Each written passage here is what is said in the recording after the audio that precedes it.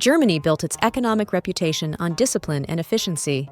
For decades, the country limited government spending, kept debt under control, and relied on systems designed to function smoothly without constant intervention or emergency fixes. This approach shaped how Germany managed risk, planned long-term growth, and earned trust in global markets. That model is now under pressure, and the strain is becoming increasingly difficult to ignore. What once worked quietly in the background is now showing visible signs of stress. Across Germany, core economic systems are being tested at the same time. Infrastructure that once symbolized reliability is aging, growth has slowed compared to past decades, and several key industries are struggling to maintain their competitive edge in a changing global environment. These issues are no longer isolated or temporary. This is not about one weak sector or a short slowdown caused by a single shock. Multiple parts of the economy are under stress simultaneously, and when that happens in a system built on efficiency, it points to something more serious than a normal economic cycle. The pressure is broad, and it is structural. For years, Germany avoided large-scale public spending by design. Keeping debt low was not just a policy choice. It was a core principle that shaped how the economy was managed and how difficult trade-offs were handled. Restraint was seen as a strength, not a limitation. When a system built on restraint begins to bend, it sends a clear signal. This is not a routine adjustment or a short-term correction. It is a structural warning that the old approach is no longer working as intended under current conditions. So why can Germany no longer hold on to the principles that once defined its success? And why would a decision made in Germany, thousands of miles away, matter to the US economy at all? To understand this shift, it is necessary to look at the forces shaping Germany's decision. Germany's decision did not emerge from a single moment. It took shape gradually, as several structural pressure points began to overlap. One of the clearest pressure points lies in infrastructure. For years, investment in transportation, schools, and public facilities was repeatedly delayed, as spending restraint took priority over renewal. These systems continued to operate, but without the upgrades needed to keep them reliable over time. As delays accumulated, maintenance costs rose, performance declined, and small problems slowly turned into larger ones. Productivity followed a similar path. Efficiency gains became harder to achieve as aging systems were asked to do more without meaningful improvements. The economy kept moving forward, but it did so with less momentum than before. Growth did not disappear, it simply became harder to generate. The industrial environment was also changing. Germany's export-focused growth model depended on stable global demand and predictable trade conditions. As global conditions shifted, that reliance exposed weaknesses that had been manageable in the past, but were no longer easy to absorb. Energy costs added further strain to this structure.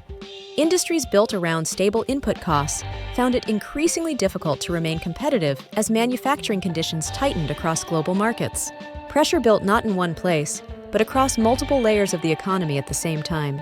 Taken together, these forces explain why Germany moved away from strict restraint. The issue was not choosing to spend more for the sake of spending.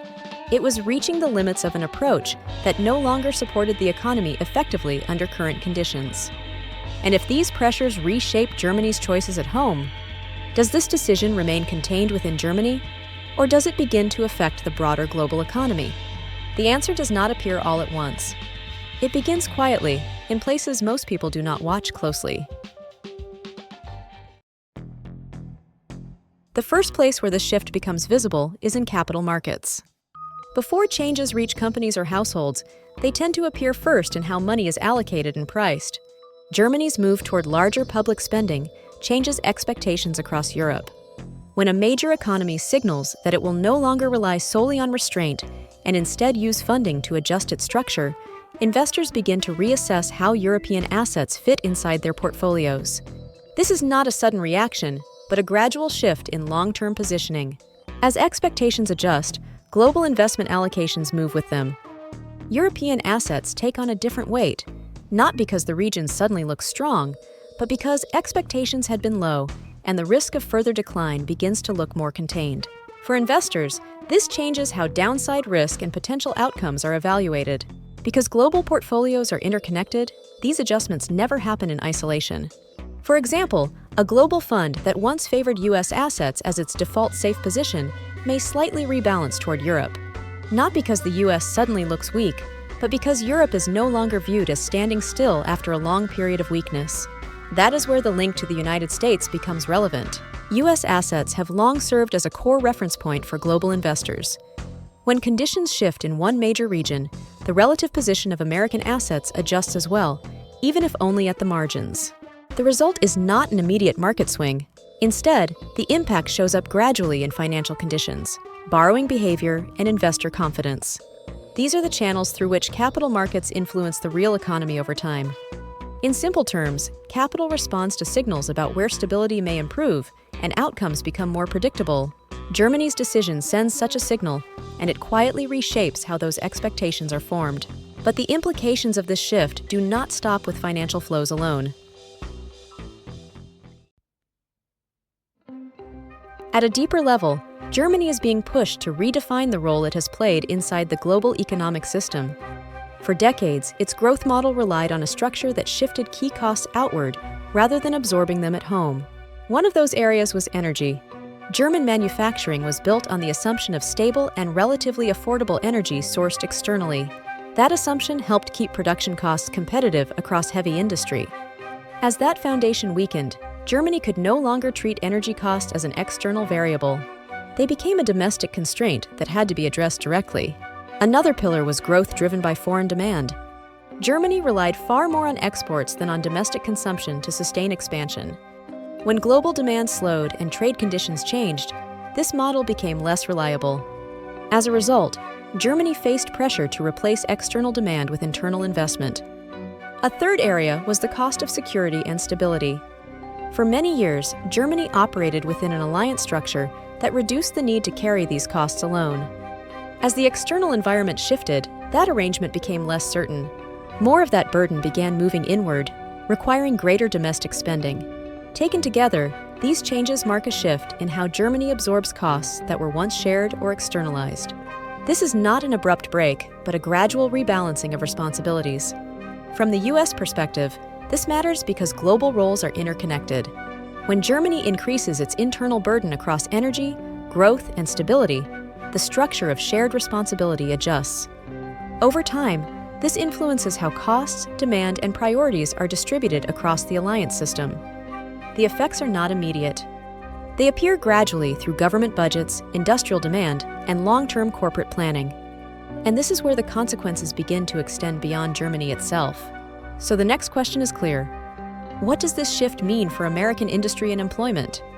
The answer begins with how industrial demand is changing. Germany's increase in public spending is not neutral for global markets. It redirects where investment, production, and long-term contracts begin to form. German companies and American companies compete in many of the same global industries. Manufacturing, industrial technology, infrastructure equipment, and advanced materials all operate inside shared markets. When Germany adjusts its cost structure and investment priorities, the competitive environment changes for everyone involved. Higher domestic spending inside Germany increases demand for equipment, inputs, and specialized labor. That demand does not stay confined within national borders. It affects pricing, availability, and contract opportunities across the supply chain. For U.S. companies, this creates both pressure and opportunity. Some firms face tighter competition as European producers gain more predictable demand and longer planning horizons. Others see new openings as German investment generates cross-border demand for components, technology, and services. As these conditions shift, American companies are forced to reassess their position. Decisions about where to invest, which markets to prioritize, and how to allocate resources come back into focus. Those strategic choices naturally flow into workforce planning. Employment decisions are shaped not only by domestic demand, but by how global competitors reposition themselves. This does not result in sudden job losses or immediate hiring booms. Instead, the effects emerge gradually through capital spending plans, factory expansion choices, and supply chain strategy. Over time, these choices influence where jobs are created, maintained, or delayed. In that sense, changes in foreign fiscal policy do not remain abstract. They move through industry, reach corporate planning, and eventually affect employment. So the next question becomes unavoidable. How do these global shifts show up in the daily economic reality of American households? They appear quietly, through conditions rather than headlines. Not as a single event, but as a change in the environment that shapes everyday choices. When global capital reallocates and industrial strategies adjust, the effects filter down slowly. They influence borrowing costs, price pressures, and the stability of income over time. This is how distant policy decisions translate into local economic conditions. Interest rates are one channel. As global demand for capital shifts, financial conditions adjust.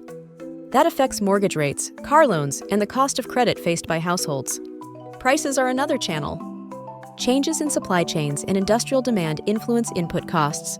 Over time, those costs move through production and distribution, shaping what consumers pay. Job stability is part of the picture as well. Employment may not change overnight, but hiring decisions, wage growth, and job security respond to longer-term shifts in global competition. Households feel this through income predictability rather than sudden shocks. Germany's decision is only one example, but it reflects a broader direction in which major economies are rethinking how they manage growth, risk, and responsibility. That direction matters because the U.S. economy does not operate in isolation. The choices made by allied economies shape the environment American households live in. They influence the range of options available to policymakers, businesses, and workers. This is not a story of immediate gains or losses. It is a story about conditions gradually changing beneath the surface. Understanding these shifts does not provide certainty. It offers something more practical. It helps households see how global decisions become local realities and why awareness matters. In that context, Germany's choice may look like Germany's story, but its effects are already moving within the conditions of the U.S. economy.